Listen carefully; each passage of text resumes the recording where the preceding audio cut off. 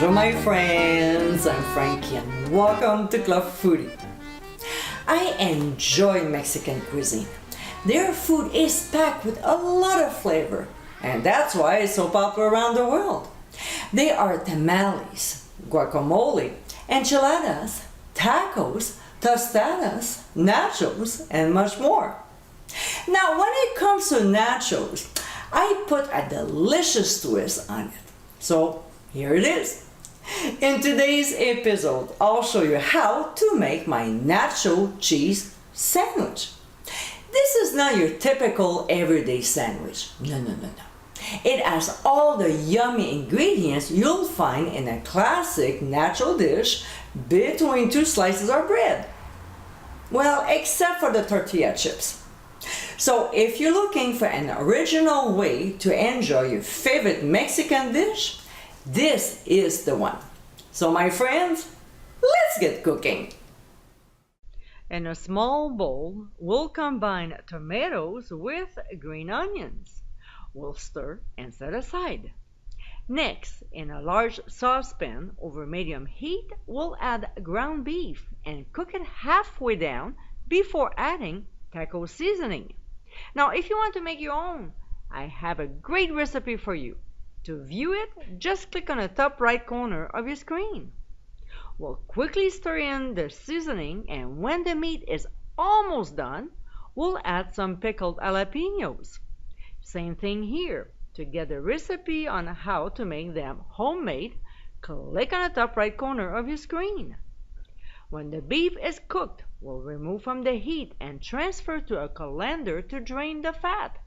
Make sure it's really well drained to prevent the sandwich from getting soggy. All right, time to assemble the sandwiches. On 4 slices of bread, we'll spread some sour cream. Then we'll add about 1/4 cup of cheddar cheese per slice over the sour cream. Next, we'll distribute the beef evenly on top of the cheese. Before adding more, if you want your sandwich to be spicier, add a few drops of hot sauce of your choice. We'll also add little pieces of avocado on top of the meat, followed by 1/4 cup of pepper jack cheese on each. We'll spoon the tomato mixture over evenly, and to hold everything in place, we'll add another 1/4 cup of cheddar cheese on top. For the finishing touch, we'll add about 1 tablespoon of salsa over the cheese and then sprinkle some chopped cilantro.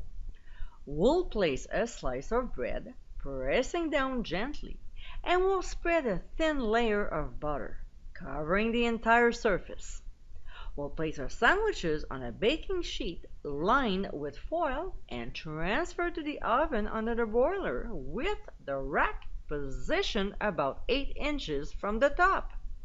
When they get nice and brown, we'll remove from the heat, carefully flip them over, and butter the other side with a thin layer.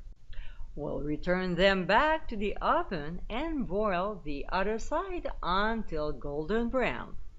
Once again, we'll remove the sandwiches from the oven and serve immediately.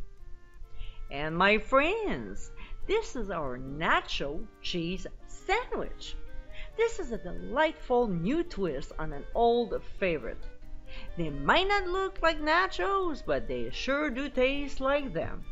So the next time you're thinking about having nachos, put all your favorite toppings between 2 toasted slices of bread. I hope you give it a try soon, and be sure to visit clubfoodie.com for ingredient amounts and more info. Until next time, my friends, bon appétit!